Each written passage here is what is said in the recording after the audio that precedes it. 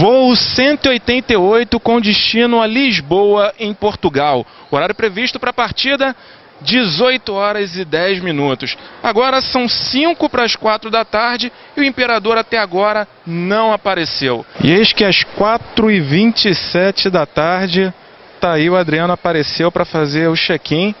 Parece que dessa vez o Imperador vai mesmo para Roma. Tá aí o Adriano atendendo as fãs, tirando fotos. Próximo dele ali o Bebeto com a esposa, o filho, que também viaja no mesmo voo que o Adriano, para Lisboa. Tá aí, como vocês podem ver, o Adriano ainda está com uma tipóia ali no braço, uma proteção. Ele que no jogo entre a Roma e a Lazio, ele machucou o ombro.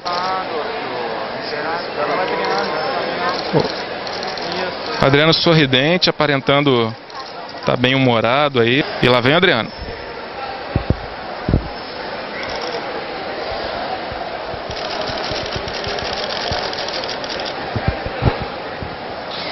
Adriano, você falaria alguma coisa? Não? E assim, às 4 horas e 35 minutos, o Imperador Adriano embarca para Portugal, onde vai fazer escala para a Itália.